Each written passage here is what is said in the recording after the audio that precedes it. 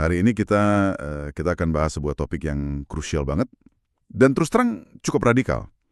Ini tentang pendekatan baru dalam manajemen risiko rumah sakit. Pakai AI, kecerdasan buatan. Anda udah bagikan materi dari Medica AI Prompt Training dan isinya, wah bener-bener bikin melek. Misi kita hari ini simpel aja sih. Kita mau bongkar gimana caranya risiko di rumah sakit itu bisa diubah. Dari yang tadinya cuma beban reaktif, jadi sebuah aset strategis yang proaktif. Tepat. Dan ini bukan cuma soal digitalisasi formuler atau laporan ya, sama sekali bukan. Ini perombakan cara berpikir yang fundamental banget. Betul, betul.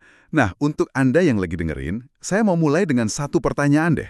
Pernah nggak Anda berpikir, kenapa ya insiden di rumah sakit itu seolah berulang terus? Padahal kan semua sudah dicatat, semua dilaporkan. Nah, materi ini punya jawaban yang lumayan mengejutkan. Oke, kita akan bedah ini dalam 3 bagian ya. Kita mulai dari masalah dasarnya dulu. Modul pertama ini langsung dibuka dengan kalimat yang, wah, nusuk banget. Risiko rumah sakit dicatat, tapi tidak dicegah. Ini kayaknya inti frustrasinya ya. Betul sekali. Kalimat itu jadi pintu masuk ke sebuah analogi yang kuat banget di sini. Namanya fenomena gunung es risiko RS. Ini kuncinya. Oke, gunung es. Saya bisa bayangin. Coba jelasin, apa yang ada di puncaknya dan yang lebih penting, apa yang sembunyi di bawah air? Tentu. Jadi di puncaknya itu, yang kelihatan jelas itu insiden yang dilaporkan. Ini kasus-kasus besar ya. Kesalahan operasi, infeksi yang meluas, yang biasanya masuk berita jadi bahan rapat. Tapi materi ini bilang, itu cuma sekitar 10% dari masalah. Cuma 10%? Iya, bagian terbesarnya yang 90% itu ada di bawah air. Nah, inilah yang disebut blind spot manajemen risiko. Blind spot isinya apa aja tuh? Isinya itu ribuan sinyal lemah yang sering banget kita abain. Kejadian nyaris celaka atau near miss. Oh, oke. Prosedur yang dilanggar tapi udah dianggap biasalah. Kondisi alat yang kurang oke, keluhan-keluhan kecil dari pasien atau perawat, semua hal ini tuh akar masalahnya. Mereka tumbuh terus di bawah permukaan sampai suatu saat, boom, meledak jadi insiden besar. Berarti masalahnya bukan kurang laporan ya, tapi kita buta sama 90% masalah yang ada.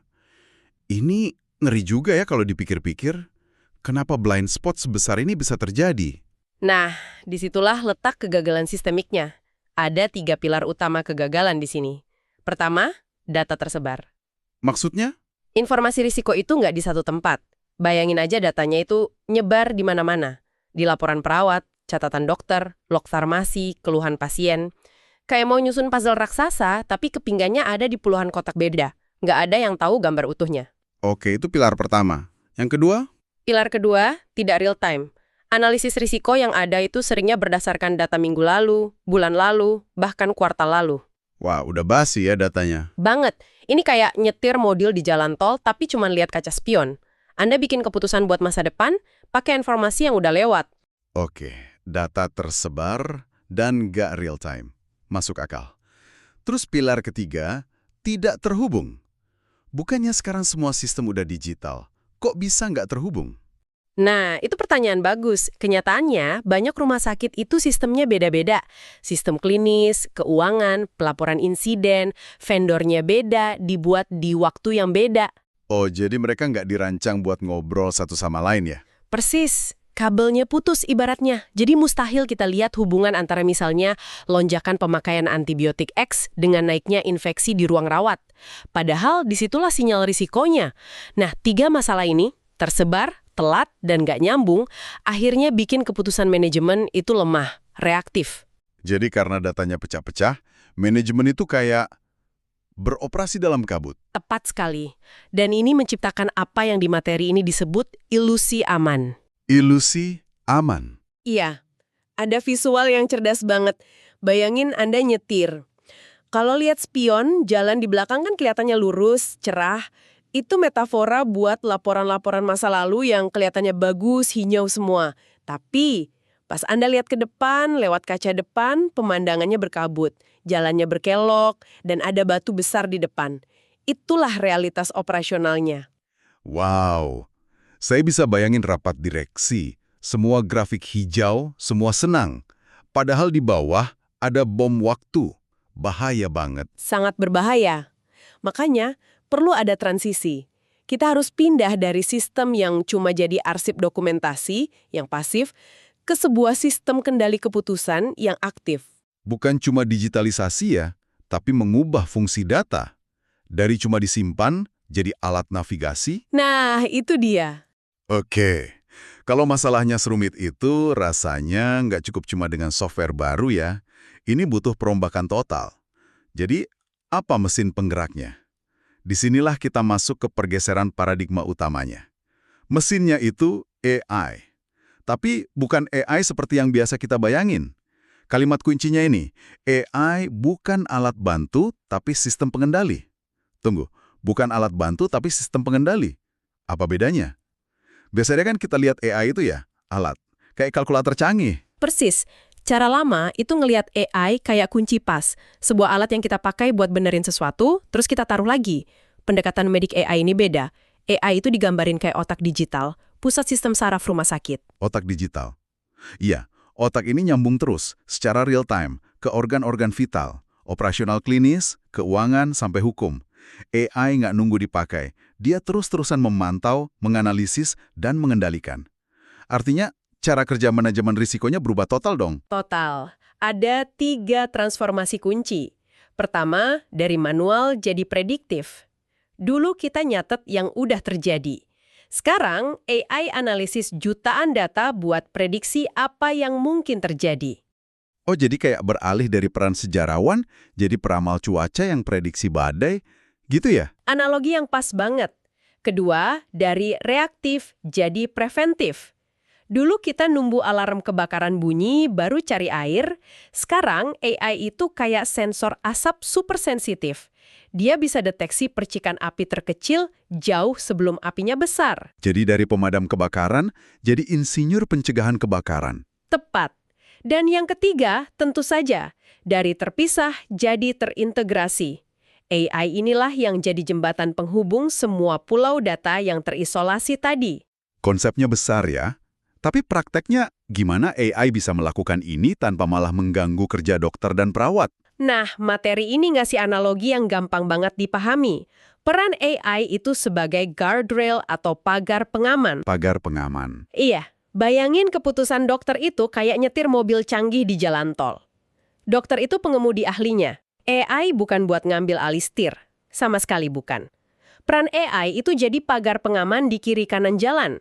Dia nggak ganggu laju mobil, tapi dia bakal ngasih peringatan kalau mobilnya mulai keluar jalur aman. Peringatan seperti apa misalnya? Ada 3 fungsi utama. 1, deteksi anomali. Misalnya, AI deteksi kombinasi obat yang nggak biasa, yang mungkin kelewat sama mata manusia. 2, peringatan dini.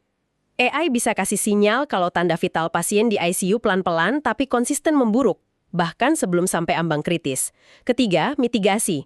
AI bisa kasih rekomendasi. Ada tren infeksi naik di lantai 3. Rekomendasikan protokol cuci tangan tambahan di sana. Oke, itu masuk akal. Tapi, ini kan nyambung ke kekhawatiran terbesar soal AI, apalagi di kesehatan. Gimana kalau AI ini jadi liar, bikin keputusan sendiri dan malah bahaya? Pertanyaan krusial. Oke, Dan materi ini jawab dengan tegas banget. Ada satu slide judulnya, AI harus dikunci bukan dibiarkan. harus dikunci. Betul, visualnya itu chip AI di dalam kubah kaca, di rantai, digembok. Gemboknya itu governance dan guardrails. Artinya, AI di rumah sakit itu nggak bisa sembarangan. Harus ada tata kelola yang super ketat. Guardrails ini aturan mainnya, batasannya, protokol etisnya, supaya AI nggak pernah melampaui batas. Oke, jadi tenaganya kuat tapi terkendali ya? Terkendali dan terarah sepenuhnya. Konsepnya kuat banget. Kita udah paham masalahnya blind spot, solusinya AI sebagai sistem pengendali yang terkunci. Nah, sekarang pertanyaan praktisnya, wujudnya di rumah sakit itu kayak gimana sih sehari-hari? Ini diwujudkan dalam apa yang disebut Medical AI Risk Command Center. Risk Command Center. Ya, ingat kan tadi ada kastil-kastil resiko yang terpisah. Klinis, hukum, keuangan, reputasi. Nah, Command Center ini jembatan sekaligus pusat kontrol yang nyambungin semua kastil itu. Silo-silonya dihancurin. Jadi kayak ruang kontrol misi NASA, tapi buat risiko rumah sakit? Apa yang dilihat para direktur di dalam situ? Masih tumpukan tabel yang rumit? Justru sebaliknya. Kuncinya tuh 3 hal. 1 dashboard, 1 bahasa resiko, 1 sistem peringatan. Artinya, direktur medis, kepala keuangan, tim hukum, sekarang lihat data yang sama dari sumber yang sama. Nggak ada lagi debat karena beda data. Oke. Dan yang paling penting, mereka nggak lagi lihat data mentah. Yang mereka lihat di layar itu sinyal. Sinyal yang jelas dan bisa ditindaklanjuti. Bisa kasih contoh konkret nggak? Sinyal kayak apa yang muncul di dashboard mereka? Tentu, di materi ini ada contoh di tablet direktor. Pertama, kotak merah dengan tanda seru, tulisannya, risiko tinggi minggu ini, lonjakan infeksi di ICU. Ini sinyal bahaya. Oke, langsung to the point ya. Betul. Kedua, ada peta panas denah rumah sakit. Tulisannya, area rawan klaim, kamar bedah 3. Ini ngasih tahu di mana titik panas masalahnya. Ketiga, kotak kuning, potensi sengketa, kasus pasien X. Ini sinyal preventif biar bisa mediasi sebelum masalah hukumnya meledak. Luar biasa. Jadi intinya mengubah noise data yang seabrek itu jadi sinyal yang bermakna. Ini benar-benar ngubah cara kerja. Persis. Dan dampak strategisnya itu yang paling transformatif. Ada visual terakhir yang kuat banget. Di kiri ada manajer bungkuk mikul batu besar, labelnya beban risiko reaktif. Ini cara lama, melelahkan. Di kanan, manajer yang sama tapi sekarang dia meluncur pakai jetpack dengan gampang ngancurin batu masalah itu. Labelnya aset strategis proaktif. Wow. Dengan sistem ini, data tentang near miss, tentang potensi bahaya, semua sinyal lemah yang tadinya di blind spot itu, sekarang jadi bahan bakar buat jetpacknya. Data risiko jadi aset berharga buat bikin rumah sakit lebih baik, lebih aman, dan efisien. Oke, kalau kita tarik benang merahnya nih ya dari obrolan kita, poin kuncinya, masalah sebenarnya itu bukan kurang laporan, tapi adanya blind spot raksasa. Penyebabnya, data yang tersebar, telat, dan nggak nyambung. Solusinya bukan sekedar aplikasi baru, tapi pergeseran paradigma total. Melihat AI bukan sebagai alat, tapi sebagai sistem pengendali terintegrasi yang terkunci. Sistem yang bisa ngubah noise data jadi sinyal yang jelas, dan akhirnya mengubah beban risiko menjadi aset strategis yang proaktif. Materi ini ditutup dengan kalimat yang pas banget. Mindset berubah, siap masuk teknis. Benar. Pemahaman ini fondasinya, dan ini membawa kita ke sebuah pemikiran penutup untuk Anda renungkan. Kita udah lihat gimana AI bisa mengintegrasikan data risiko di dalam rumah sakit. Pertanyaan selanjutnya adalah, gimana kalau sistem ini bisa kita hubungkan dengan data kesehatan masyarakat di luar rumah sakit? Data dari klinik, apotek, bahkan data pencarian di internet tentang gejala penyakit. Kira-kira jenis risiko wabah atau krisis kesehatan apa yang bisa kita prediksi dan cegah? Bahkan sebelum pasien pertama masuk ke UGD.